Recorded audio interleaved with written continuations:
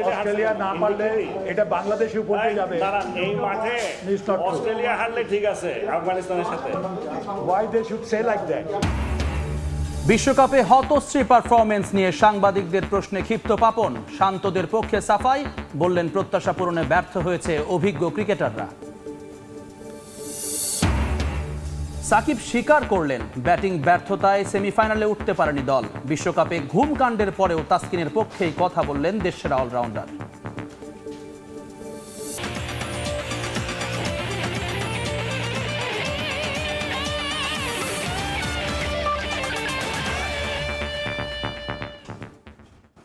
বিশ্বকাপে সুপার 8-এর ম্যাচে আফগানিস্তানের বিপক্ষে 12 ওভার 1 বলে জিততে শেষ পর্যন্ত চেষ্টা চালিয়ে যাওয়া উচিত ছিল টাইগারদের। তবে কোচ আর ক্যাপ্টেনের সঙ্গে কথা বলেই প্রকৃত কারণ জানা যাবে। কার্যনির্বাহী কমিটির সভা শেষে প্রেস ব্রিফিংয়ে সাংবাদিকদের করা প্রশ্নের জবাবে কথা বলেন বিসিবি সভাপতি। জানালেন নতুনরা ভালো করলেও অভিজ্ঞ সাকিব, মাহমুদুল্লাহ লিটনরা প্রত্যাশা পূরণে পুরোপুরি ব্যর্থ। এখন আমাকে এইসব জিজ্ঞেস করে লাভ আছে? আচ্ছা বলেন, আপনারা খেলা বুঝেন না? হ্যাঁ, মানে এটা কি উত্তর দিব আমি, বলেন তো? বিশ্বকাপ ব্যর্থতার ব্যাখ্যার সংবাদ সম্মেলন যেন রঙ্গমঞ্চ।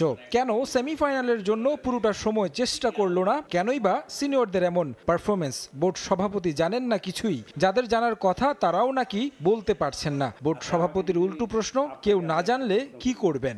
আপনি যদি বলেন আপনি জানেন না, তো আমি কি করব? আমি বললাম না, একটা আশ্চর্য কথা বলেন। আচ্ছা আমি এখন করবোটা কি? বিশ্বকাপ পারফরমেন্স সহ বেশ কিছু ইস্যুতে বিসিবির বোর্ড সভা শুরু নির্ধারিত সময়ের খানিকটা পর। প্রয়াত পরিচালক আলমগীর খান আলোর মৃত্যুতে 1 মিনিটের নীরবতা পালন হয় শুরুতে। এরপর আলোচনার টেবিলে বড় সময় কেটেছে বিশ্বকাপের পারফরমেন্স বিশ্লেষণ নিয়ে। উঠেছে মাঠের বাইরের নানা ইস্যু। এমন ফলাফলের পরও বোর্ড সভাপতি ঢাল হলেন ক্রিকেটারদের। গ্রুপ পর্বের খেলা নিয়ে ঠেকুর তুললেন তৃপ্তির। এইটা তো বেশি বলে ফেলেছিল যদি বলে থাকে। ইন্টিগ্রিটি কোশ্চেন নিয়ে বলতে পারে না, বিকজ তাদের ইন্টারেস্ট ছিল বলে তারা। আচ্ছা অস্ট্রেলিয়া হারলো কেন? আচ্ছা বলেন তো, অস্ট্রেলিয়া না পারলে এটা বাংলাদেশের উপর দিয়ে যাবে। এই মাঠে অস্ট্রেলিয়া হারলে ঠিক আছে আফগানিস্তানের সাথে। Why they should say like that? এটা বলতেই পারে না। তারা খেলে আসলো না কেন? তারা আমাদের ভুল দেখছে কেন? Why they are looking at us? ঠিক আছে, সাকিব ব্যাটিং পারবে না, বোলিং করবে, কিন্তু দেখলাম বোলিংও ঠিক মতো করতে পারছিল না। মানে বা আমি ওরকম দেখি নাই বোলিংয়ে কিছু। সো এইটা আমাদের ধারণাই ছিল না।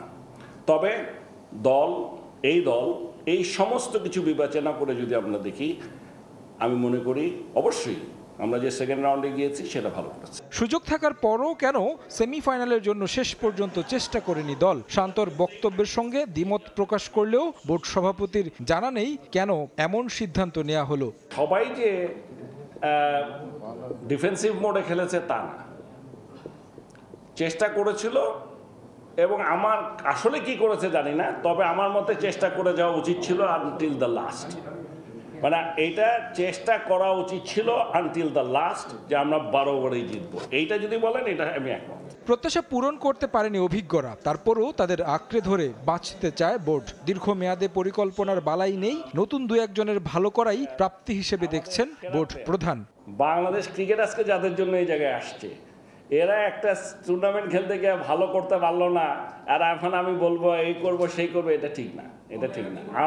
আমাকে যদি জিজ্ঞাসা করেন, আমার এখন পর্যন্ত ওদের উপর পূর্ণ আস্থা আছে।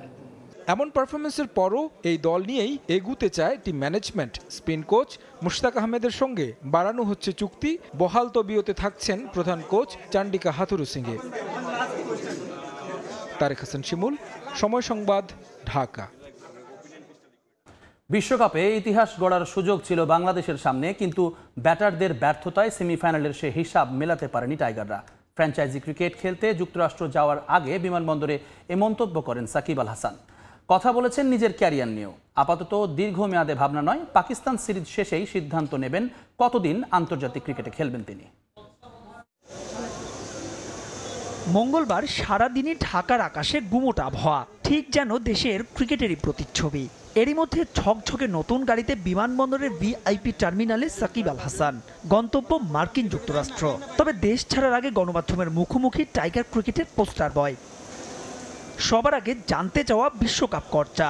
সাকিবের আক্ষেপ সরল স্বীকারোক্তি, ব্যাটিং ব্যর্থতায় টুর্নামেন্ট হয়নি নিজেদের। বোলিং সবাই ভালো করেছে, প্রতিটা টিমই ওভারঅল।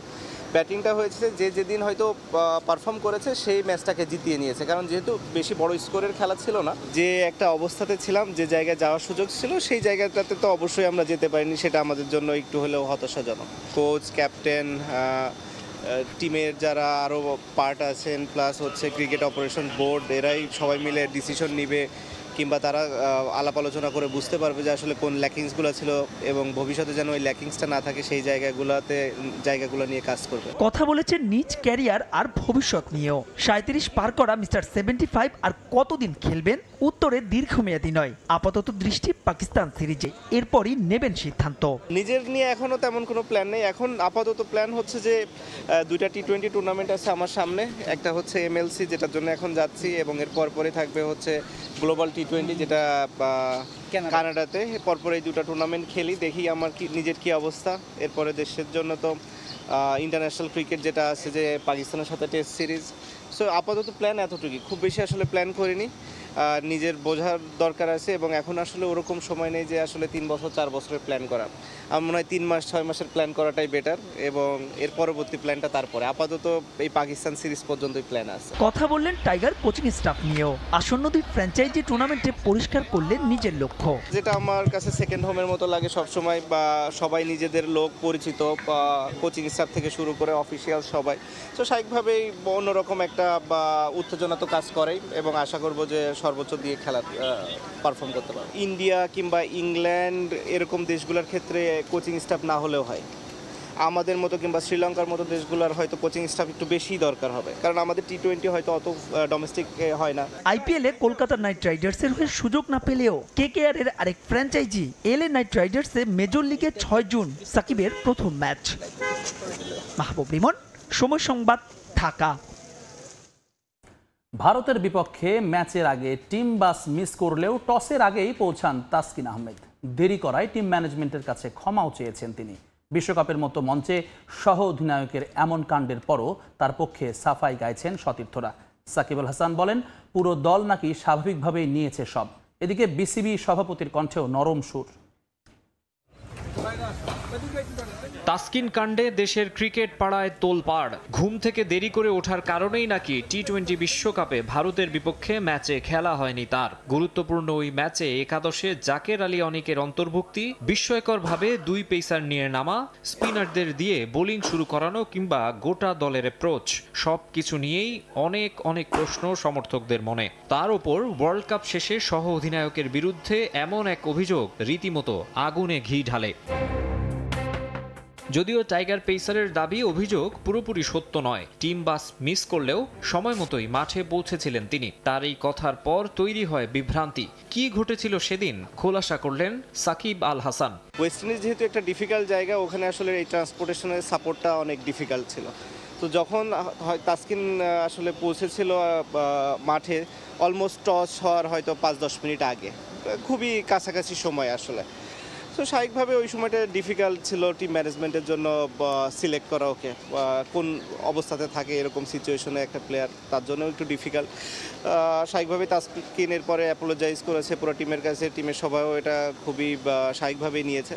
টসের আগে পৌঁছালেও মহাগুরুত্বপূর্ণ ম্যাচের দিন দলের ভাইস ক্যাপ্টেনের বাস মিস করার ঘটনায় গোটা দলের পেশাদারিত্ব নিয়েই প্রশ্ন উঠছে। গেল কয়েক বছরে শৃঙ্খলা ভঙ্গের অনেক নজির আছে দেশের সিনিয়র ক্রিকেটারদের, তাই এসব কাণ্ড ঘটিয়েও খুব একটা অনুশোচনা নেই কারো। অনুজকে তাই যেন নরম স্বরেই শাসন করলেন সাকিবও। ক্রিকেটের রুলসে এইগুলো নাই, এরকম না যে আপনি এরকম যে ঘরের থেকে ডেকে পুরো টিম ওয়েট করে, টিম ওয়েট করে না, টিম কখনোই ওয়েট করে না, এটা কোথাও হয় না।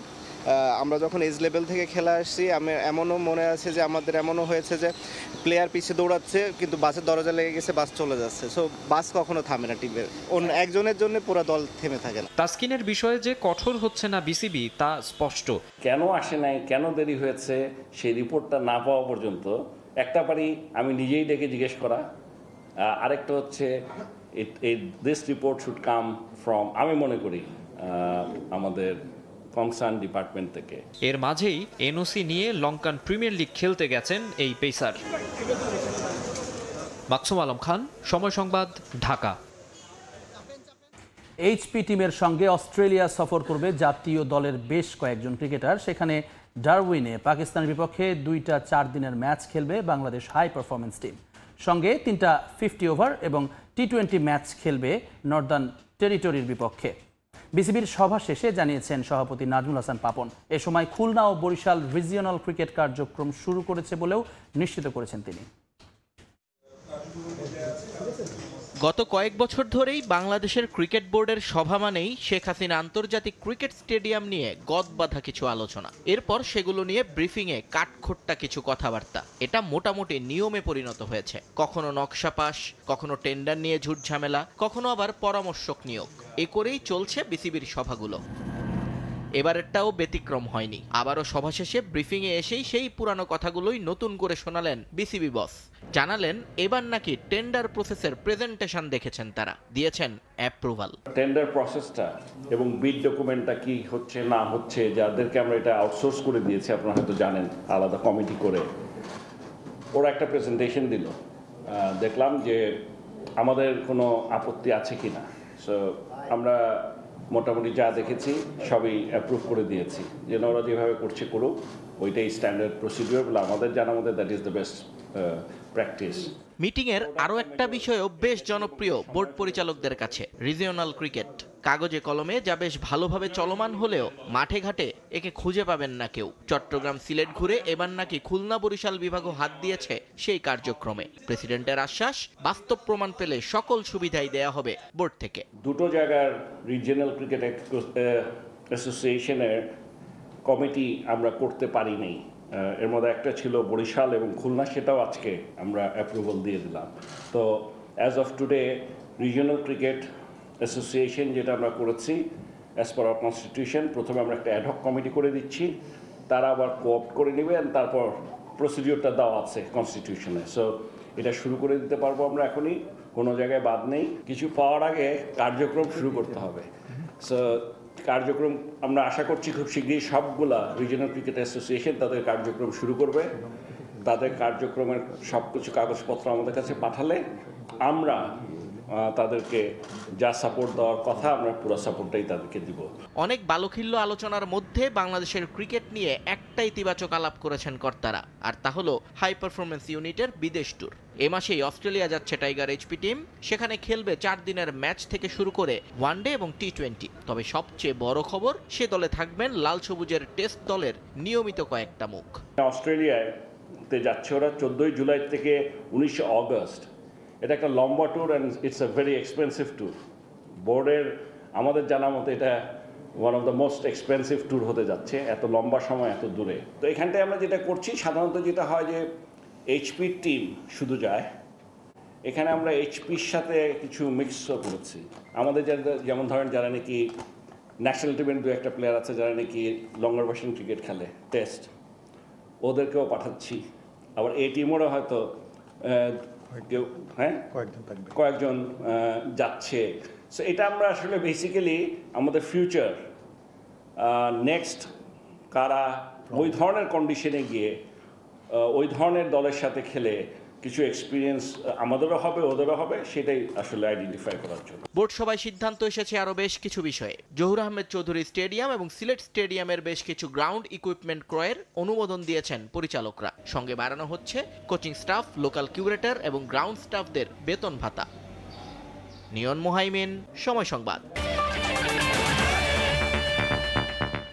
এই ছিল খেলার সময়ের এখনকার আয়োজন। এরপর প্রবাসের সময়ে সঙ্গে থাকবেন মাহাদি হাসান ধ্রুব। জুম্মন, আপনাকে ধন্যবাদ। প্রবাসের সময় নিয়ে ফিরছে কিছুক্ষণ পর, সঙ্গেই থাকুন সময়।